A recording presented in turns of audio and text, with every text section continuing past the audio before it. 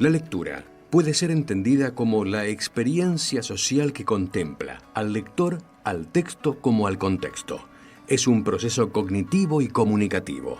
La editorial de la Universidad Nacional de Misiones presenta su espacio de difusión y promoción acercándose a la comunidad universitaria y a toda la provincia.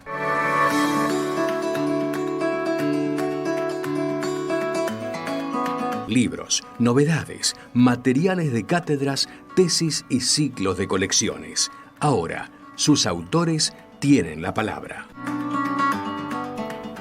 8:27 minutos en el país y como lo habíamos anunciado, estamos en comunicación con el doctor Froilán Fernández, quien es director de la editorial de nuestra universidad, EDUNAM. Muy buenos días, Froilán. Te saluda María Cristina desde la radio de la universidad. Muy buenos días, María Cristina, ¿cómo estás? Bien. Buenos días para toda la audiencia de Radio Universidad. Bueno, queremos dividir en dos partes, vamos a decirlo a la audiencia, la entrevista, contar todo lo que realizó la editorial este año, hacer un balance de su trabajo y después vamos a consultar, aprovechando tener a uno de nuestros investigadores y especialistas de nuestra universidad también sobre lo que está pasando en nuestro país. Así que, en primer lugar, queríamos resaltar el trabajo de la editorial y también el reconocimiento a este espacio que fuimos generando en forma colaborativa, dos espacios de extensión de la universidad que nacimos juntos en el mismo año, tenemos el mismo recorrido y bueno, poder contar lo que el balance que se hizo de todas las actividades de EDUNAM en los 31 aniversarios de la editorial y en los 50 de la universidad. Bueno, sí, muchas gracias en primer lugar a ustedes por el espacio, por este espacio producido en conjunto con la radio, como vos decís, los grandes proyectos que nacieron en simultáneo, ¿no? Hace 31 años en la universidad y que hoy se sostienen en diferentes contextos, atravesando toda una historia, ¿no? Así que muchísimas gracias. Sí, bueno, nosotros la verdad que el balance de UNAM este año es un balance muy positivo, como vos decís, en el marco de los 50 años de la universidad, ¿no? 30 años de democracia en la Argentina, 70 años de la provincialización de Misiones, toda una serie de aniversarios que bueno, encuadran nuestras tareas en este año. Ha sido un año de muchísimo trabajo para nosotros, de muchísimos cambios en la editorial, ¿no? Reestructuraciones, reorganizaciones y muy positivo, la verdad que muy positivo. Uh-huh.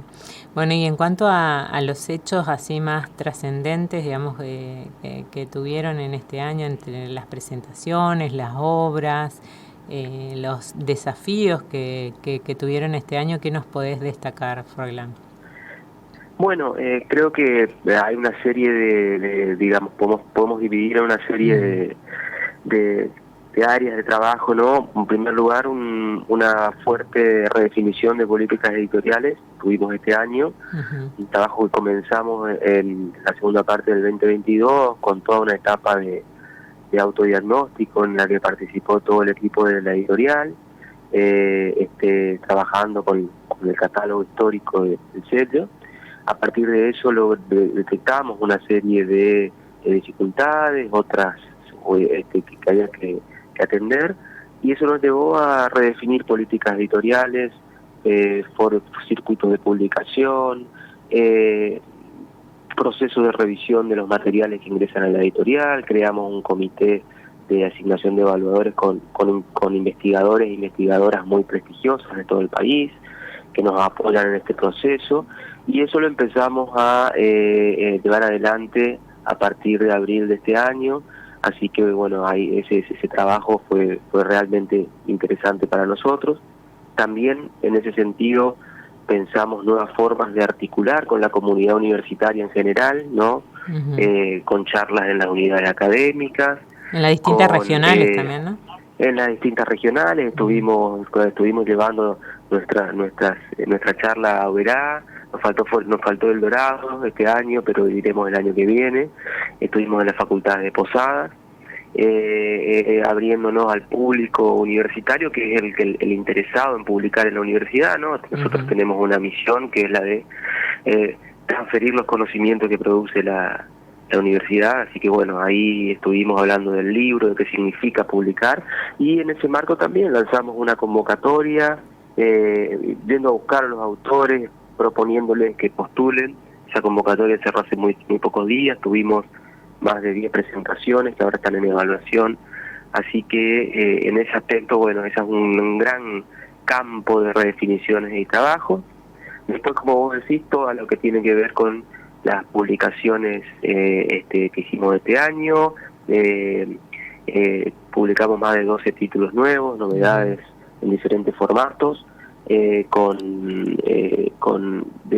trabajos que tienen que ver con la investigación en la universidad, pero también con otro tipo de textos, otro tipo de publicaciones que son revisiones en proyectos editoriales en articulación con otras instituciones, ¿no? Por ejemplo, el viernes pasado tuvimos la última presentación, que fue la de el Vida y Trabajo en el Alto Paraná, la revisión del informe Nicholson, un texto fundamental para la historia del trabajo en Misiones, y ese libro, por ejemplo, lo editamos en colaboración, en articulación con el Centro de Empleados de Comercio de Posadas, el Departamento de Historia de la Facultad de Humanidades y el Ministerio de Trabajo de la provincia, ¿no? Ese tipo de proyectos también se llevaron adelante este año.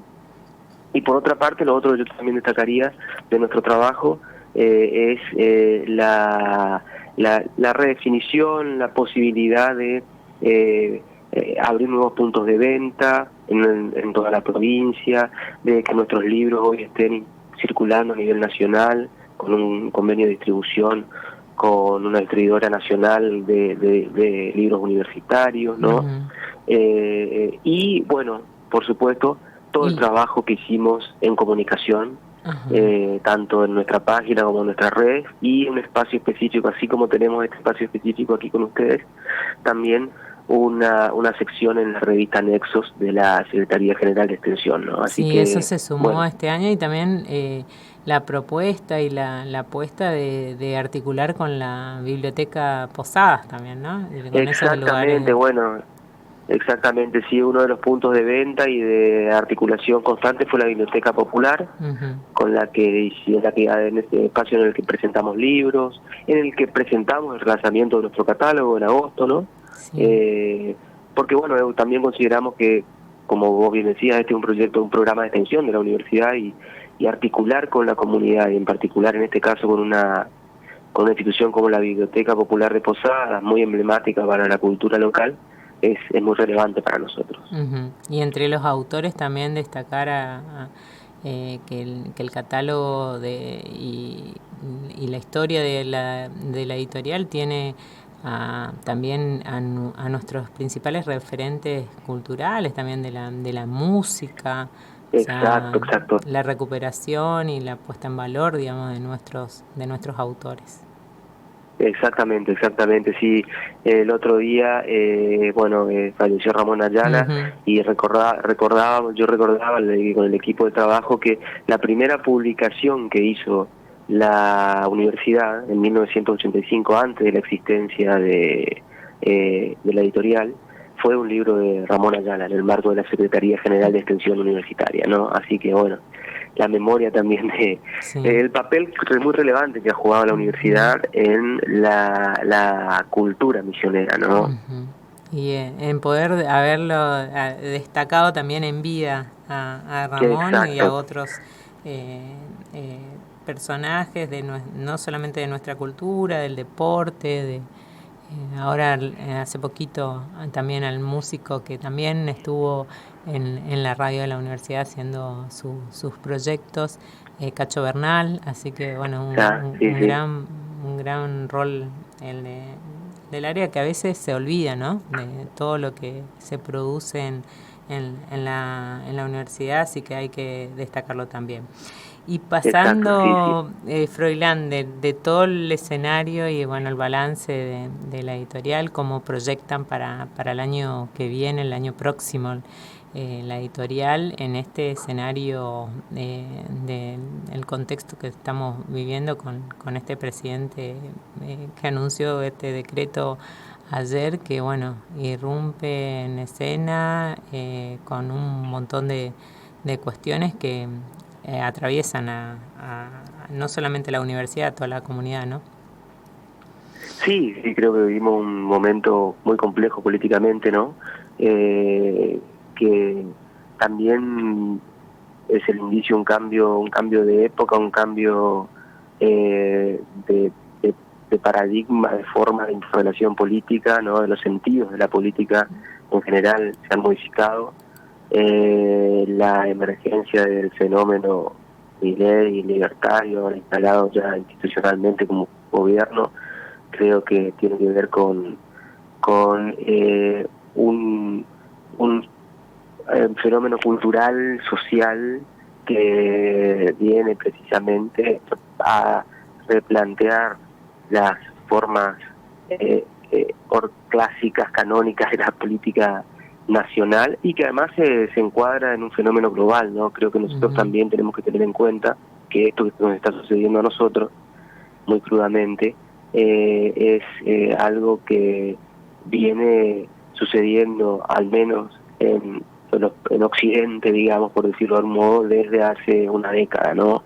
Es un fenómeno que se ha dado en Europa, que se ha dado en Estados Unidos, que sucedió en Brasil, aquí nomás, que tiene su correlato en otros lugares de Latinoamérica, ¿no? Como por ejemplo El Salvador, y aquí avanzó de una manera muy particular, no en un contexto de pandemia, con la expresión de un malestar de parte de la sociedad, que bueno, luego se convirtió en un fenómeno político y en una alternativa electoral que hoy está gobernando el país, ¿no? Con todo lo que eso significa. Sí. Creo que hay ahí muchísimo para analizar. Si uno escucha el discurso del presidente ayer, todo el encuadre histórico que hace, esa lectura un poco errática, diría yo, y muy discrecional de la historia nacional, ¿no? Y de la historia política del país, nos está dando una clave de nuevos sentidos de relatos que se quieren instalar, ¿no? Me parece que ahí hay que prestarle mucha atención a eso, porque la legitimidad de un gobierno no tiene que ver solamente con los votos que obtuvo en una elección, sino también con la forma en que instala y sentidos en la vida social para justificar sus propias decisiones, ¿no? Y en la respuesta que tuvo de la población luego de la cadena nacional, ¿no? Claro, bueno, ahí también creo que es otra vez, ¿no? La emergencia es un fenómeno, no sé si llamarlo inesperado, pero que no estaba en la órbita ni siquiera del propio gobierno, de los medios, la opinión pública, ¿no? Entonces la reacción de una sociedad frente a un discurso político, en este caso gubernamental, que es una reacción un poco inesperada, tan inesperada como el fenómeno Milei hace un año, ¿no? Entonces digo que ahí el vértigo en el que estamos viviendo políticamente es realmente complejo e interesante para esta época, ¿no? Y en un solo día, ¿no? Porque a la mañana, con día, todo lo que pasó con la manifestación, con esa propaganda en los distintos escenarios, digamos, en la espera del tren, esperando el subte, la gente se encontraba con el que corta no cobra, con amenazas, con una puesta en escena que parecía que estaban haciendo un mega operativo contra el narcotráfico y no con una marcha. Todo eso en 24 horas. Exacto, ¿no? Y bueno, también la recuperación de toda una narrativa que no es novedosa, ¿no? La idea del otro como enemigo, el extraño como como un enemigo, como alguien que hay que denunciar, toda esa es la vecindad del otro como peligrosa, ¿no? Es algo que ciudadanos de bien que realmente y ciudadanos de mal. que ya están exactamente los argentinos de bien. Se supone cuando uno dice argentino de bien hay otros argentinos que no lo son, ¿no? Entonces ahí hay toda una narrativa que intenta sostener decisiones políticas a partir otra vez del conflicto, del enfrentamiento, ¿no? Que es un poco paradójico para un tipo de propuesta política que en sus inicios no aparentemente quería romper con esa lógica, ¿no? Y en cuanto al enunciado también, como que no se autopercibe como político. Los otros son claramente, los políticos. claramente, bueno, eso se vio ayer también, ¿no? En la cadena nacional, la estigmatización de la política desde la posición de la principal figura política del país, ¿no? Entonces uno ve esa contradicción, ¿no? Que fue, es como también creo yo una suerte de continuidad de la campaña electoral, ¿no? Es decir, el gobierno sigue hablando, el presidente está hablando en términos de candidato, me parece, cuando quiere sostener esa idea, y no de realmente un gobernante que tiene que hablarle a todo el país, ¿no? Y en cuanto al escenario en las calles, digamos, la representación, o sea, los representantes que estaban en las calles, solo un sector que se los pudo ver acompañando a los trabajadores, la izquierda, el resto de los partidos políticos ausentes. Bueno, sí, ahí me parece ya habría que hacer una lectura política. Yo no soy especialista en eso, pero uno puede ver, me parece, una suerte de dicotomía entre el cálculo político, digamos, de los diferentes espacios que tienen representación institucional y la necesidad de representación que tienen ciertos sectores que básicamente hace años están invisibilizados y que se manifiestan en la calle, con la izquierda, con los piquetes, ¿no? Porque es la forma en la que tienen de plantear sus problemáticas, ¿no? Sus necesidades. Eso venía pasando hace mucho tiempo, ahora está un poco más visibilizado todavía, ¿no? Esa dicotomía. Hay que ver cómo se canalizan esos fenómenos de protesta social, ¿no? Me parece que también hay un gran sector. Creo que el fenómeno libertario es un fenómeno nuevo en el siguiente sentido. Me parece que es un fenómeno de una derecha popular, digamos, ¿no? Es decir, no es un fenómeno de una derecha clásica argentina, sino de una derecha legitimada popularmente. Y eso hace que tenga mucha legitimidad en el espacio público. Y bueno, habría que ver ahí cómo reacciona ese sector que le dio esa legitimidad a las elecciones, ¿no? Frente a estas medidas, que son medidas claramente perjudiciales para los trabajadores, para la clase media, etcétera, y de qué manera eso se va a articular con otros espacios de la protesta social, como por ejemplo el de las organizaciones populares que hace muchos años vienen reclamando por sus derechos, ¿no? Bueno, Froilán, te agradecemos muchísimo la comunicación con la radio, por también aportarnos esta mirada reflexiva sobre lo que está sucediendo en nuestro país. Y bueno, tras charlar con vos vamos a estar también compartiendo una charla con Julia, que nos está visitando también, nuestra colaboradora. Buenísimo. Bueno, muchísimas gracias. Gracias, Cristina. Bueno. Gracias y bueno, buen fin de año. Igualmente. Charlamos con el doctor Froilán Fernández, es el director de la editorial de la universidad, y como ya les anticipaba, tras la música vamos a estar charlando con Julia Renaud, que es nuestra compañera, colaboradora del espacio colaborativo que tenemos con la editorial hace ya bastantes años. 5 o 6 años. Bueno, compartimos un poco de música y tras la música charlamos con Julia.